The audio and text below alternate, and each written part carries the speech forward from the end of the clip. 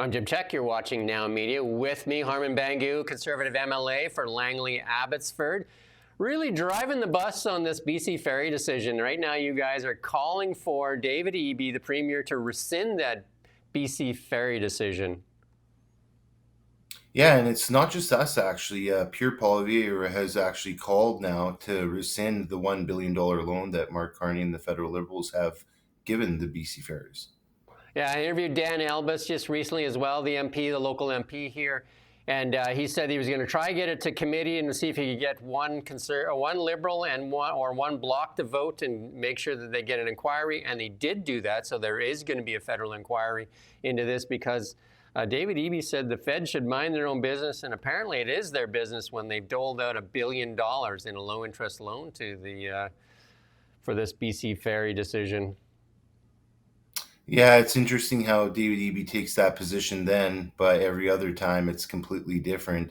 And one thing right now is that I really want to hammer away on is we really need to create some jobs here for British Columbians that can actually afford a life, build a home, have a family, and buy a house. And it feels like every policy, everything the NDP is doing is working against British Columbians. And then one of the things that Eby has said to defend himself, he said that no British Columbia company has bid on the project or Canadian company. But then, like we hear from C-SPAN and then say, well, it was pointless to bid if it was basically driven by cost. And, and then China uses inferior steel. They have lots of human rights violations. Some people even accuse them of slave labor. And then they also have no industrial carbon tax. What have you heard from C-SPAN? And you've done quite a bit of investigation on this yourself. Well, yeah, with C-SPAN, they actually are very good shipbuilders. They're leading technology in icebreaker ship technology. The Canadian government trusts them with it, and they actually have ways that they can build these ships. And I believe they have time coming up in 2029, and their schedule clears up a bit, and they could probably take on one or two ferries. And in the meantime, why not work with our allied countries that share the same values and principles of life? And instead of shipping our hard paid tax dollars off to China, where they interfere in our elections, they don't have the same principles and freedoms of life that we do. It's really concerning right now how every step of the way, whenever anything like this happens, we're just shipping jobs away. I don't think that's a good way to create economic stability here in British Columbia and actually provide the jobs that we need to keep here. And also with the industrial and carbon tax, I think this doesn't just affect the shipbuilding, it affects every entrepreneur in BC, every business in BC from competing on the global market. You're seeing that time and time after again. Big manufacturers are simply packing up and they're leaving British Columbia. Yeah, I mean, we talk, Mark Carney laid it out and he said that the biggest threat to Canada is China. And then this shipbuilder is actually tied to the CCP. So that's one of the things. And then, you got Melanie Joly, the head of, the economic policies, is saying that we need to use Canadian steel and Canadian aluminum in infrastructure projects. And this fits the bill on both of those. This is according to Mark Carney, there's the biggest threat. So why is it going to China? And then with using Canadian steel and Canadian aluminum, this would use a lot of those. Well, this is the thing. They say one thing and they do another. They say it's the biggest threat, and here we are literally funding them. It's very hypocritical. And with the Chinese steel, we've seen from Patolo Bridge, there's been issues. We know from the Johnson Bridge in Victoria, there's been huge issues. And same, you can go on, this pattern isn't just here in Canada, it's in the States too. Bay Bridge in Oakland. They went to save $250 million, ended up costing them $5 billion. And Victoria, they had to tear down a bridge that they had built for 2 years. That's completely unacceptable. And the big thing that I've noticed, I mean, from when my dad was a big promoter of the NDP, he was a union job steward and all that. And the NDP used to be for the worker. And it seems to have flipped, though. Like, you look at this policy or this decision in itself. You're going to another country for cheaper labor. You're going to another country for an inferior product. Doesn't that go right against what the NDP used to stand for? And it seems like the Conservatives are now standing for the BC worker. Well, you're seeing a shift right now. The NDP They have really taken the working class for granted. Their policies have directly impacted us, especially coming from trucking, the carbon tax. Then they add on the low carbon fuel standard. Then every other policy there is with ways that jobs are supposed to be bid on with the CBA and other things. They're destroying it for local businesses, especially the Canadian, British Columbian based businesses. That's who they need to wake up and start standing up for. Otherwise, we're not going to have a lot of these industries left here in British Columbia. And they've completely abandoned the union sector workers. And they're doing it time and time after again. And I think they need to be called out on it.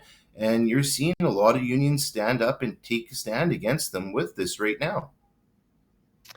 What is your stance or the Conservative Party's stance on China in general right now, as far as shipping jobs over there and just some of the trade stuff? If Mark Carney says it's the greatest threat to Canada right now, and security threat, and we've seen it in interference in some of the elections as well.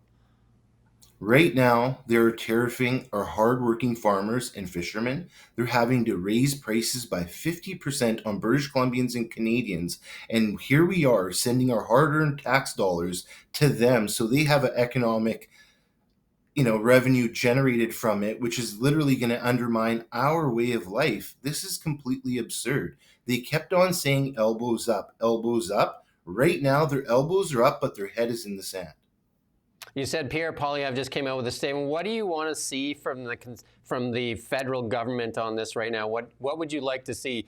You'd like to pull that loan, because I don't think they can make EB. They could pressure EB, but they could definitely pull that loan. They should pull the loan and they should put pressure EB to cancel that contract. We should work with our allied countries that share the same values. And also, why not start the interprovincial trade right now? You have the Ontario Ford government, Transport Minister Prab Sakaria, he just rolled out a plan incentivizing shipbuilding. Why don't we work with other shipbuilders in Canada, get the first vessels going right now with one of them, and that would probably be delivered in that 2029 time frame that China is supposed to deliver the first vessel. Then the next two vessels, it's not clear when they're going to be delivered. They say the fourth will be delivered in 2031. Right now, C-SPAN will have time in 2029. They can maybe get started one or two, get two of those ships to market in like a year later. But the thing is, we're keeping the jobs here. We're keeping that revenue here. We're providing good paying jobs. I think British Columbians deserve it. And we all know that economic activity, even if it costs a little bit more here, the economic activity that's created from from the welder that goes to buy, from the barber shop and all that kind of stuff. So putting $1 billion in the economy will probably create another $5 billion of economic activity in British Columbia. Exactly. And all those local businesses, they're going to be frequented for lunches, dinners and other things in grocery stores close by. A lot of people might be like, hey, hon, I'm just going to pop by the grocery store here so I don't have to drive through a bunch of traffic and get in at the end of it. Right. So there's a lot of things that play in. And I think we need to take advantage of this. You don't get opportunities. A lot of countries that have a coastline invest in heavy industries that can generate jobs and revenue for the province that they can use to build the projects and infrastructure that they vitally need. We need to take a hard decision and consider that right now. It's the time to start is right now. What do you think of the Premier's comments whenever he talks about Conservatives of calling you far right or your party far right? Is there any truth to that claim? Because that's their typical thing they come out with when they attack the Conservatives, that you're far right and that you're extremists and that you're Trumpian and different things like that. How do you respond to that? This is one thing that I hear all the time. But the one thing that David Eby doesn't seem to figure is, what do other people maybe think of him? He is the most extreme premier in British Columbian history. This is a guy that wrote a book to circumvent our justice system and aid and help criminals get off the criminal justice system. You're telling me he has any audacity to call anyone extreme? A guy that pushed drugs on people, made it more accessible for people to keep on with their addictions? You're telling me this guy has any ilk to be calling anyone else extreme? He needs to look himself in the mirror first. And we did see the other day, just to switch gears a little bit here, because you talked about the coastline, and I won't keep you long. I know we said we got 15 minutes here, and I'll be respectful of your time. Doug Ford, we brought up Doug Ford. Doug Ford and Daniel Smith made a big deal yesterday. And that deal seems to be, for the benefit of Canadians, that seems to be the economic engine. British Columbia used to be really a big part of that economic engine of the West. And it seems to be lagging and falling behind. And we're racking up debt. The Alberta is looking at surpluses. What would you do? Like, I mean, they want a pipeline to the West Coast. And then we got that tanker ban on the West Coast. That's really a problem because there's no sense getting an oil pipeline to the West Coast if you can't put a super tanker in there. So what's the Conservative plan to kind of like work towards that, or even discussions with Alberta right now? We need to invest in our north, in our interior areas. We haven't made a significant investment for a very long time. Our leader, John Rustad, talked about this during the campaign trail, that we need to get into mining. We need to invest. We need to create rail systems that can connect it. We have Prince Rupert Port we're barely utilizing. We need to make a significant investment. Look at the property here in the Lower Mainland. A lot of manufacturers aren't looking to pay $5-7 million an acre, but they are willing to go to areas there. And if we don't catch on to this, Manitoba is going to continuously drive the economic force of entrepreneurship there for manufacturing. They have a robust train system. Once you get into Chicago, they can get all across the U.S. into their markets, and they can use their ports too, if the Canadian system isn't set up for them. That is where we need to take a real hard look at, is building up our rural areas, investing in them, and building some communities at the same time. We go into areas, we have big, huge jobs, we run camps, but we don't build the communities up and bring some services, some schools, and everything else. We need to start building this province. And I'm really happy that John Rustad, our leader, actually brought this up during the campaign, is making that investment in the north and the interior areas. It is desperately needed. People forget this province, a huge chunk of its revenue came from Fort St. John. That's how we built out the Lower Mainland. We need to make an investment again. Yeah, British Columbia, the top two industries, mining and forestry, and both are really suffering. Forestry is, and we've done so many stories on forestry.